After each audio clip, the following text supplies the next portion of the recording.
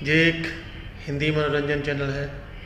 Better जानकारी के लिए और मनोरंजन के लिए ये चैनल को सब्सक्राइब करना ना भूलें। इस चैनल को सिर्फ 18 ईयर के लड़के ही देखें। बेटर मज़े के लिए आप चूज़ ईयरफोन कीजिए। चैनल को ज़्यादा से ज़्यादा आप सब्सक्राइब कीजिए। तो करते हैं एक और नई वीडियो शुरू। आइए फिर हमारे साथ। हेलो दोस्तों, इंतजार खत्म हुआ और वी आर क्वेर पर आज हम सरदार ट्रक ड्राइवर की स्टोरी का तीसरा पार्ट लेकर के आए हैं। आपके रिस्पॉन्स ने इस कहानी के पहले और दूसरे पार्ट में जान फूंक दी है और सबने काफी ज्यादा प्यार दिया।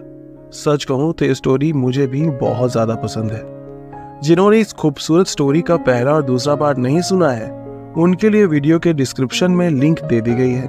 वहां जाकर के आप इस स्टोरी के फर्स्ट और सेकंड पार्ट को सुन सकते हैं। इसके अलावा प्लेलिस्ट में भी आपको हमारी सभी स्टोरीज मिल जाएंगी, जहां जाकर के हर एक खूबसूरत गे लव स्टोरीज का आप आनंद ले सकते हैं। तो देरी किस बात की है? गे लव स्टोरीज आगे भी सुनते रहने के लिए हमारे चैनल को अभी सब्सक्राइब कर लीजिए और हाँ, स्टोरी पसंद आए तो लाइक और शेयर जरूर कीजिएगा। दोस्तों, कुलदीप एक हैंडसम सा सरदार जिसने एक अजनबी के साथ शारीरिक संबंध बनाए।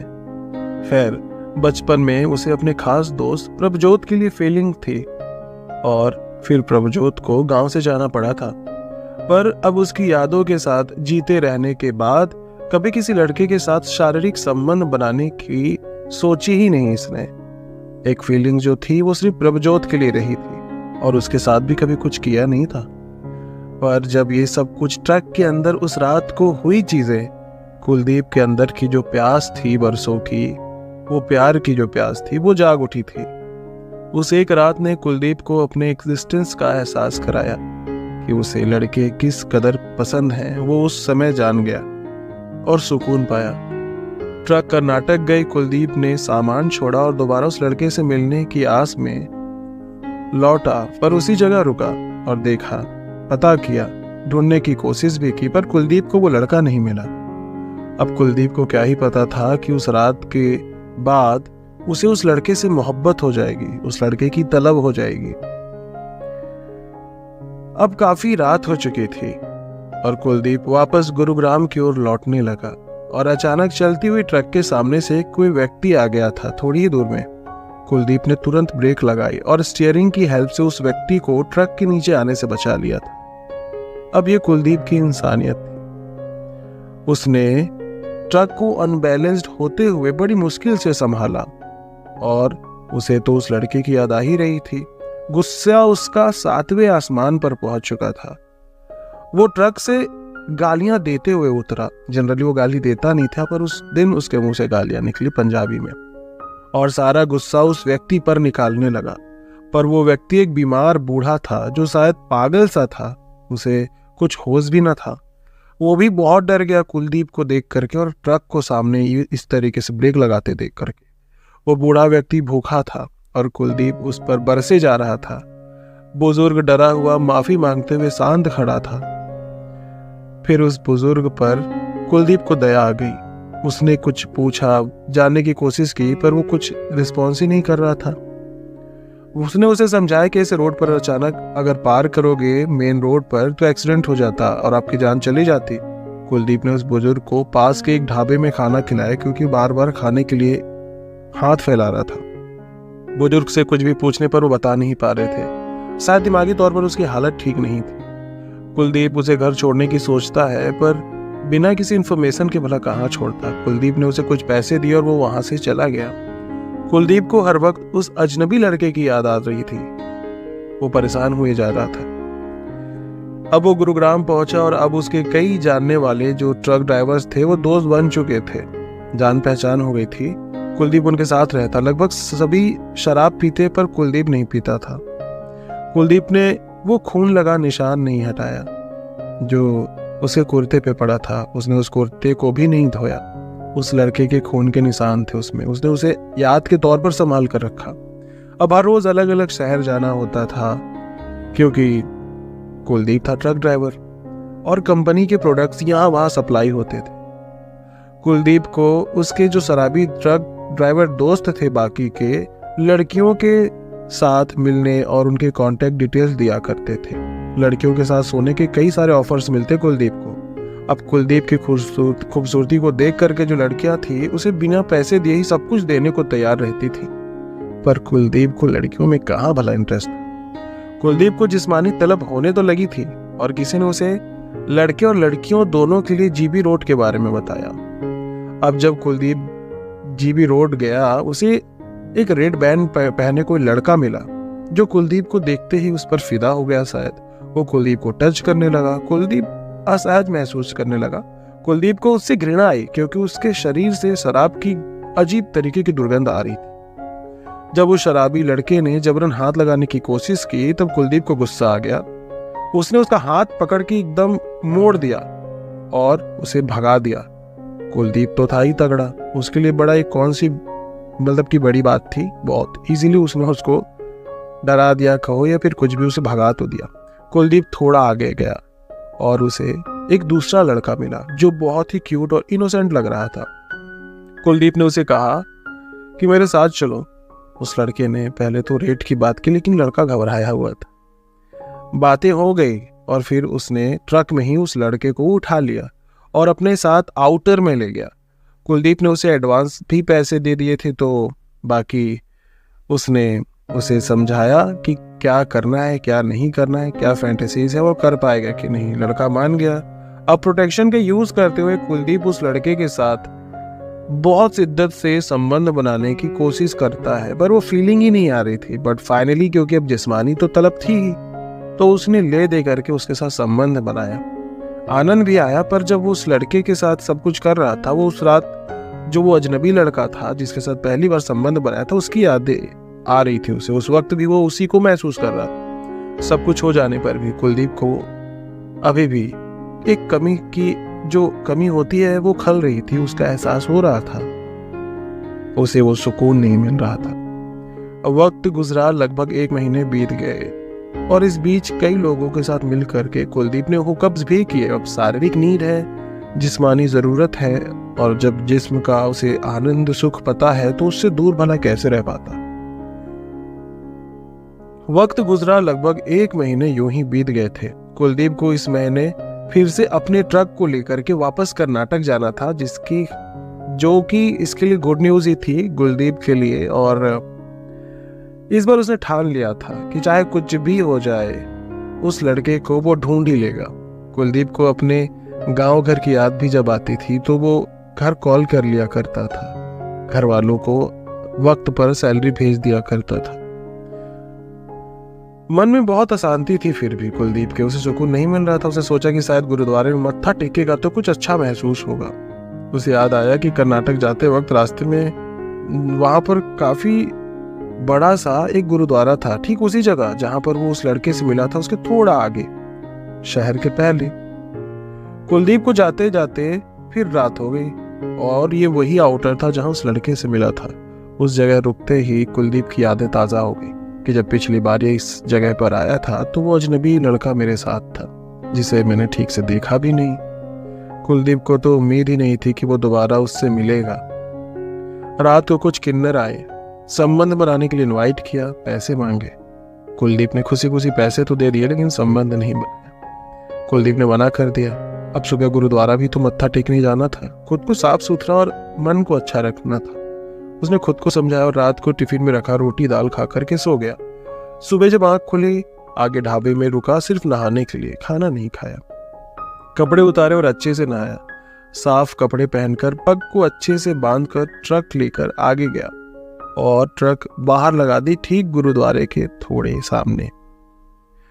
और वहां लंगर चल रहा था। वाहेगुरु जी के सामने मत्था टेक कर कुछ चढ़ावा चढ़ा दिया कुलदीप ने। अब मन को थोड़ा शांति मिली थी। उसने प्रेयर भी किया और उनसे सुकून और शांति की प्रार्थना की थी। और जैसे ही वो लंगर की तरफ गया, वहां 2 क्यूट से लड़के कुलदीप की तरफ देख रहे थे और निहार रहे थे, उसको स्टेयर कर रहे थे। कुलदीप ने उन्हें अवॉइड तो किया पहली नजर में और फिर वो लंगर की ओर बढ़ा। उनमें से एक लड़का वापस पास में आ गया और बात करने की कोशिश करने लगा। कुलदीप को वो लड़का प्यारा तो लग रहा था, पर गुरुद्वारे में उसका मन सिर्फ और सिर्फ अच्छी चीजें में फोकस हो रही थी, मतलब अच्छी चीजों में फोकस्ड है। जैसे कि काफी लोग सेवा कार्य कर रहे थे, लोगों को खिला पिला रहे थे, उसे अच्छा लग रहा था, वहां बहुत शांति थी। कुलदीप को भूख तो नहीं थी ज्यादा, पर फिर भी लंगर का एक लालच तो था उसके अंदर। वो बैठ गया और फिर सामने से खीर पूरी लेकर वही लड़का परोसने लगा, पानी भी ला करके दिए। खैर वो सबके लिए कर रहा था, पर वो लड़का उससे कुछ ज्यादा ही पूछ रहा था कुछ चीजों के लिए।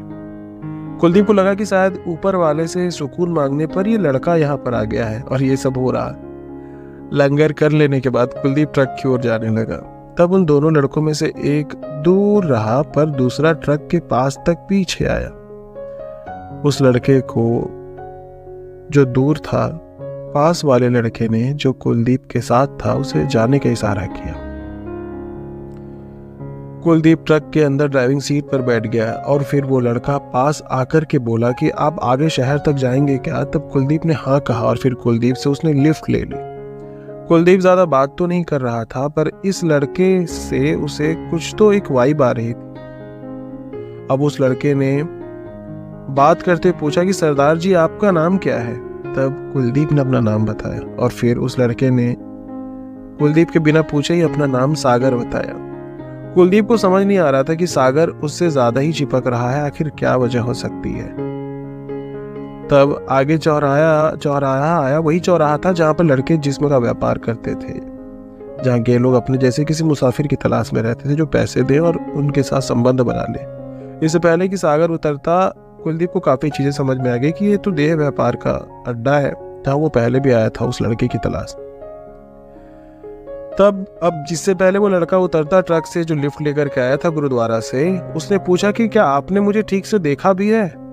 तब कुलदीप ने एक नजर मारी और सागर ने पूछा कि आपने मुझे पहचाना भी या नहीं? खैर हम एक बार ही तो मिले थे, वो भी अंधेरे में, भला याद कैसे रहूंगा मैं? मेरे पास कुछ है। और फिर सागर ने कुलदीप की वो तस्वीर दिखाई। उसने उस रात कुलदीप के सोते वक्त की जो लो लाइट में पिक्चर क्लिक की थी, वही पिक्चर थी। अब कुलदीप बिल्कुल चौंक गया और उसने उस लड़के को पहचान लिया। उसे यकीन ही नहीं हुआ कि जिसे वो दर बदर ढूंढ रहा था वो खुद चल के उसके पास आया, उसके बगल में बैठ गया है। कुलदीप को तो समझ ही नहीं आया क्या है, कैसे रिएक्ट करे, खुश हो या दुखी हो। एक इमोशनल सा हो गया वो थोड़ी देर के लिए, पर वो एक्सप्रेस नहीं कर रहा था उस लड़के के सामने। कुलदीप ने कहा कि तुम सुबह गायब कहाँ हो गए थे? 1 महीने हो गए हैं इस बात को। सागर ने बताया कि काम हो जाने के बाद मुझे लौटना पड़ा, क्योंकि मैं अक्सर इन चीजों से दूर रहता हूं, लेकिन मजबूरी में उस दिन मुझे उस मुसीबत में पड़ना पड़ा था। घर पे पापा को डॉक्टर के पास लेके जाना था, उनकी मानसिक स्थिति ठीक नहीं है। अब कुलदीप ने ट्रक वापस घुमाई और एकांत में जबरन ले गया उस लड़के को, सागर को। सागर ने कहा कि यहाँ क्यों ले आए? मैं ये सब नहीं कर पाऊंगा, जो उस रात हुई थी वो भूल जाओ, मैं ऐसा वैसा नहीं हूँ।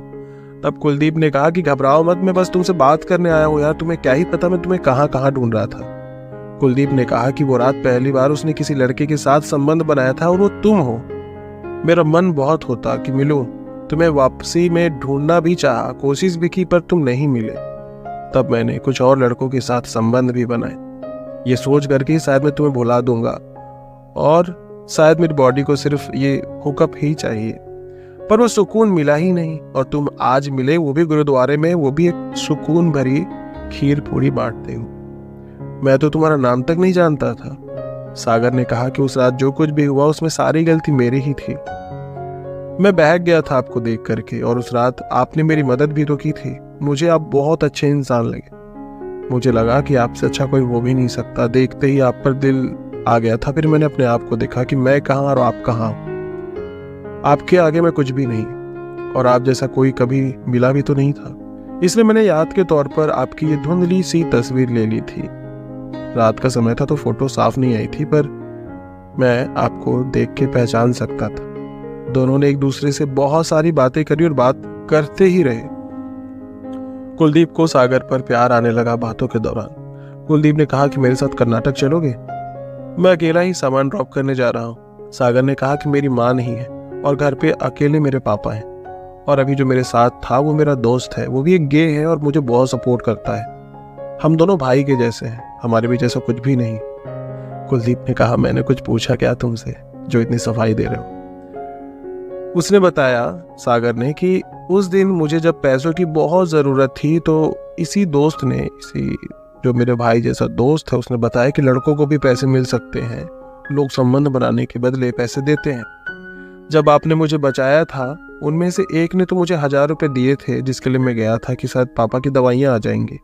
और फिर जैसे ही मैं आपके ट्रक के अंदर गया, उसने एक दोस्त बुला लिया और वो 2 लोग हो गए, ज़ोर ज़बरदस्ती करने लगे। इससे पहले मैंने लोगों के साथ संबंध तो बनाए थे, पर इन लोगों ने जिस तरीके से मेरे साथ ज़बरदस्ती की, वो मेरे लिए बहुत ही डरा देने वाला था। मैं डर गया था क्योंकि मैंने नहीं सोचा था कि 2 लोग मिलकर ये सारी चीज़ें करेंगे। उस दिन से मैंने अपने कान पकड़ लिए कि मैं दोबारा इस धंधे में नहीं आऊँगा, चाहे कितनी भी मजबूरी क्यों ना हो। लेकिन मेरी मजबूरी क्या है वो मैं आपको बताऊंगा। कुलदीप ने कहा कि तुम्हारी जिंदगी में कोई है जो तुम्हें पसंद है या फिर किसी के साथ तुम रिलेशनशिप में हो? तब सागर ने कहा कि पापा की जिम्मेदारी और गरीबी की वजह से ना तो मैं पढ़ाई कर पाया और ना ही किसी ने मुझे अपना बनाया। गरीबों को भला कौन पूछता है? जिनसे भी मिला सबने मेरा इस्तेमाल किया और एक बार हो जाने के बाद सब कुछ भूल गए।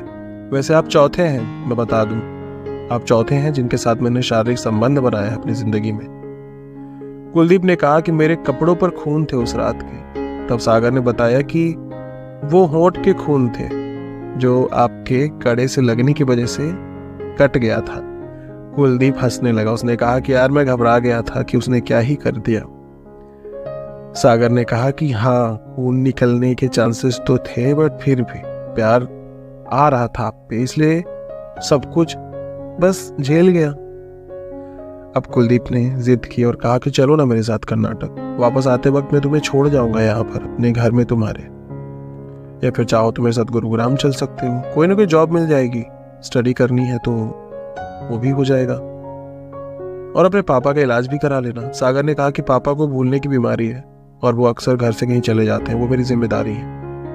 जब मैं कहीं बाहर सामान लेने भी जाता हूँ या थोड़ी देर के लिए गायब हो जाता हूँ तो वो गायब हो जाते हैं, उन्हें खोजना पड़ता है, हम बहुत परेशान हो जाते हैं। तब कुलदीप ने सागर से वो पापा की तस्वीर मांगी और जब कुलदीप ने देखा सागर के फोन में उनका फोटो तो बिल्कुल आश्चर्यचकित हो गया, क्योंकि ये वही व्यक्ति थे जो कुलदीप के ट्रक के ठीक सामने आ गए थे। कुलदीप ने जिसे खाना खिलाया था। कुलदीप ने कहा कि देखो, शायद आज रब हमें मिलवाना चाहते ही थे, इसलिए गुरुद्वारे में तुम मिले तो मुझ पे भरोसा कर सकते हो, और मैं तुम्हारे पापा से पहले भी मिल चुका हूं। सागर ने कहा कि ऐसे रिश्तों के बारे में सिर्फ हम सोच सकते हैं, ये कितना प्रैक्टिकल है, लोग इसे क्या समझेंगे, और आजकल भला जिस्मानी ज़रूरतों के आगे कोई मर्द किसी मर्द के साथ रहना क्यों चाहेगा? रात गई बात गई, यही चलता है यहाँ पर। कुलदीप ने कहा कि यार तुम बहुत ज़्यादा सोच रहे हो, सब एक जैसे नहीं होते हैं। माना कि अभी तक कोई अच्छा मिला नहीं होगा, पर इसका मतलब ये तो नहीं कि अच्छे लोग एग्जिस्ट नहीं करते।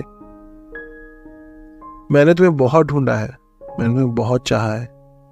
अब ये नहीं कि तुम्हारे साथ सोने की वजह से तुम्हारे लिए फीलिंग आई, यार बस तुम्हारे अलावा और भी तो कई लोगों के साथ सोया, पर जो फीलिंग तुम्हारे साथ है वो है।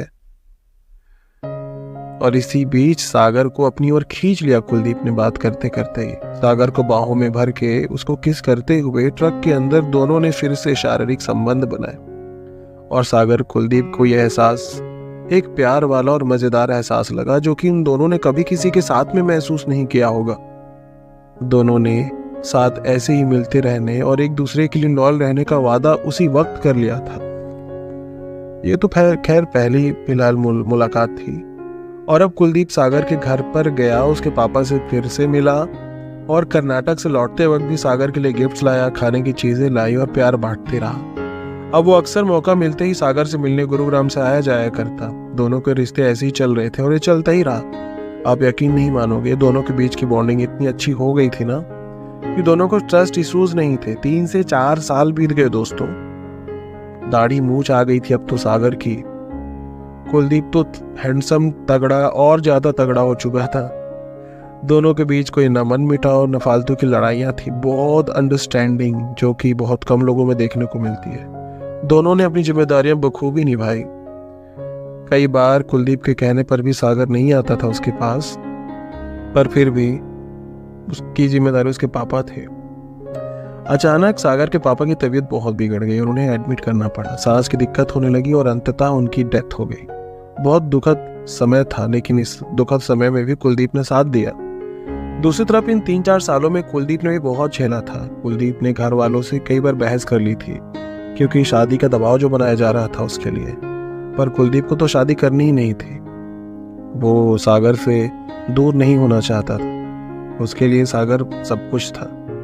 इसलिए वो गुरुग्राम से अब दोबारा लौट कर कभी घर नहीं गया और कुलदीप गुरुग्राम में ही रहने लगा। उसने अपने पास सागर को भी बुला लिया। घर वालों की जिम्मेदारी के तौर पर कुलदीप हर महीने पैसे भेज दिया करता था।